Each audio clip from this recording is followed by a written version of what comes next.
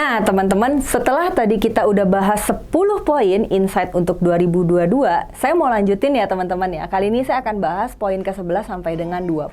Nah, yang ke-11 itu adalah trennya ya, adalah brand lokal itu makin berkembang dan kuat. Jadi, jangan berkecil hati lah, karena kita punya banyak banget contoh brand-brand lokal yang mungkin di Indonesia ini sudah cukup terkenal ya teman-teman ya. Sebut saja misalkan ada Filosofi Kopi yang sudah cabangnya juga udah di mana-mana.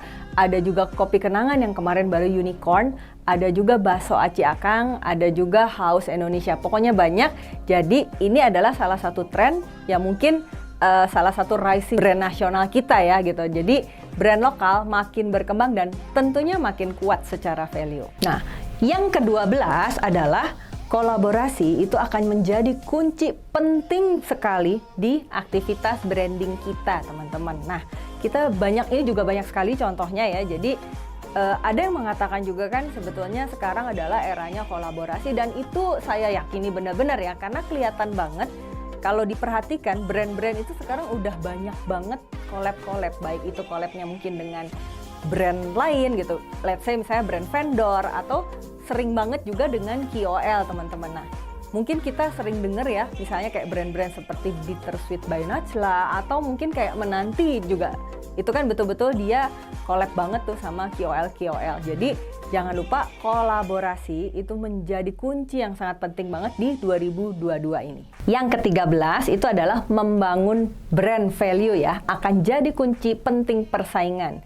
Jadi teman-teman kalau punya brand itu positioningnya wajib banget harus kuat teman-teman. Karena kalau misalnya kita ngomongin diferensiasi ya, misalnya diferensiasi misalnya nih kayak kita punya produk yang punya wow effect. Nah, produk wow effect itu kan sebetulnya mudah sekali untuk ditiru sama pesaing-pesaing kita kan. Jadi gampang banget lah ditiru. Hari ini kita bikin bakso atau misalnya ayam atau apa yang gede misalnya, besok bisa ditiru sama teman. Tapi beda ceritanya kalau misalnya kita punya brand value yang sangat kuat banget. Nah, contohnya nih ya, saya tuh pernah ya datang ke coffee shop atau coffee roaster itu di Klaten. Coba teman-teman bayangin, di kota Klaten itu ada satu coffee roaster yang menurut aku sih keren banget, namanya Nggone Mbahmu. Nah, dia punya diferensiasi yang sangat kuat sekali. Jadi dia tidak bicara tentang wah kopi saya nomor 1 di dunia misalnya. Dia tidak bicara tentang itu, walaupun memang kalau kita datang kopinya serius ya, di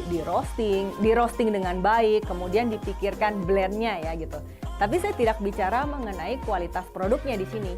Yang paling penting itu adalah brand value-nya. Jadi Nggone Mbahmu ini kan sebetulnya artinya juga secara bahasa Jawa kan kayak rumahnya mbahmu gitu kan.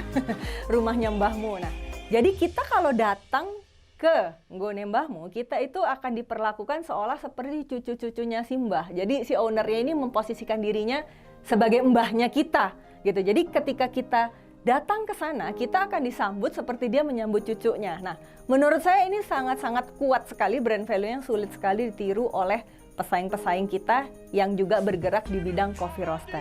Nah, yang ke-14 itu adalah kuasai platform distribusi konten seperti TikTok atau Instagram ya teman-teman ya. Jadi kalau kita perhatikan, mereka ini kan sebetulnya porsinya kalau buat bisnis kuliner ya, jadi bukan hanya sekedar sosial media, tapi dia adalah salah satu kayak channel lah ya, channel kita untuk mendistribusikan konten atau message kita ke konsumen-konsumen kita. Jadi ini kita wajib banget pahami, mengerti, dan dilakukan ya tentunya ya, dan dieksekusi ya, gimana cara main kita di TikTok, gimana cara main kita di Instagram, algoritmanya seperti apa. Jadi teman-teman ini wajib banget paham dan menggunakan si platform-platform yang sifatnya bisa mendistribusikan konten dengan lebih cepat. Nah, yang ke-15 yang kita coba perhatikan di 2021 itu adalah istilah hidden gem, teman-teman. Nah, hidden gem ini awalnya juga memang berkembang ya, banyak orang mengidentikan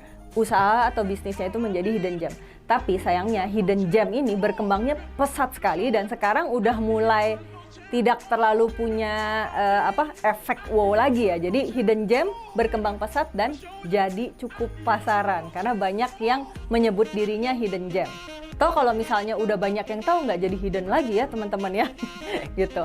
Nah, yang ke-16 itu adalah kuliner via marketplace akan semakin mantap nih. Artinya apa? Jadi teman-teman yang punya bisnis kuliner dan jualannya lewat marketplace itu sekarang udah cukup booming, udah cukup wajar lah. Udah banyak yang berjualan bisnis kulinernya atau produk-produknya itu via marketplace teman-teman. Jadi kemungkinan 2022 ini akan semakin persaingan di marketplace itu juga akan semakin ketat. Banyak pebisnis kuliner yang akan mulai makin banyak lagi memanfaatkan marketplace sebagai salah satu saluran distribusinya. Yang ke-17, healthy food akan semakin berkembang. Nah, berkaca ke pandemi kemarin juga orang-orang mulai healthy conscious-nya terbangun ya teman-teman ya. Jadi kayaknya ke arah sana itu udah mulai cukup banyak brand-brand yang bermain di sana. Sebut saja mungkin teman-teman pernah dengar ada brand-brand seperti Yellow Fit, seperti Salad Stop, itu kan cukup terkenal ya saat ini ya, cukup banyak juga konsumen-konsumennya. Dan beberapa brand-brand yang juga menyusul itu ada bermain di plant-based, yaitu makanan yang berbasisnya itu bukan daging, tapi tumbuh-tumbuhan. Yang ke-18 adalah alternatif pendanaan. Ini makin banyak aja. Jadi nggak cuma bicara tentang investor one-to-one atau misalnya angel investor saja dan lain-lain, tapi kita punya banyak banget alternatif pendanaan ya. Jadi teman-teman kalau pernah dengar ada yang namanya crowdfunding, ada juga venture capital atau bisa juga Sirka ya teman-teman ya. Nah, dan yang terbaru yang saya baru tahu, tapi ini masih harus dikaji kebenarannya ya, itu adalah kemarin ada orang yang mengusulkan gimana caranya kita bikin pendanaannya itu pakai NFT. Wah, luar biasa ya. Jadinya nggak kebayang lah gitu. Tapi kita tahu ini sama-sama hal yang baru dan mungkin belum ada detailsnya ya teman-teman. Tapi nanti syukur-syukur kalau Foodies udah dapat detailnya, nanti akan kita sharing lagi. Nah, yang ke-19 itu kita ngomongin tentang insight base.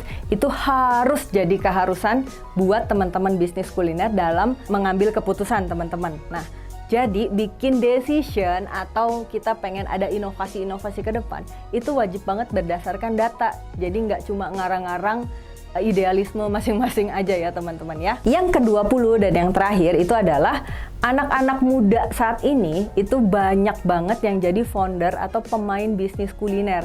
Dan celakanya lagi nih teman-teman, celakanya mereka itu pinter-pinter dan juga agresif banget membangun bisnis kulinernya masing-masing ya. Jadi seperti misalnya ya, contohnya kalau teman-teman pernah dengar ada brand kayak Summer Minibar, ada Menanti, tentunya ada gorengan, ada juga durian atau sei sapi kana. Nah, mereka dimiliki foundernya itu cukup relatif muda ya umurnya ya gitu. Jadi milenialnya itu mungkin milenial bawah yang umurnya 20-an ya gitu. Jadi benar-benar saat ini udah gak zamannya lagi kita bicara tentang umur nih, karena anak-anak muda yang umurnya relatif muda saat ini itu sudah banyak banget yang nyemplung ke bisnis kuliner ini, dan mereka bukan cuma pinter-pinter tapi luar biasa agresifnya dalam menggarap bisnis kulinernya. Baik teman-teman, itu tadi 20 pelajaran penting di 2021 yang juga sekaligus merupakan insight untuk 2022. Jangan lupa teman-teman kunjungi www.foodies.id dan www.sekolahkuliner.com dan subscribe selalu Foodies YouTube channel dan nyalakan lonceng notifikasinya untuk update-update terbaru dari Foodies. Sampai ketemu lagi di Belajar Bisnis Kuliner bareng Foodies dan maju terus pebisnis kuliner Indonesia. Jangan lupa subscribe di Foodies YouTube channel di tombol subscribe agar kita bisa mendapatkan update berbagai video terbaru dari Foodies dan juga share ke berbagai grup video-video pembelajaran dari Foodies. Ikuti kelas-kelas Foodies terbaru dan sekolah bisnis kuliner, kunjungi www.foodies.id.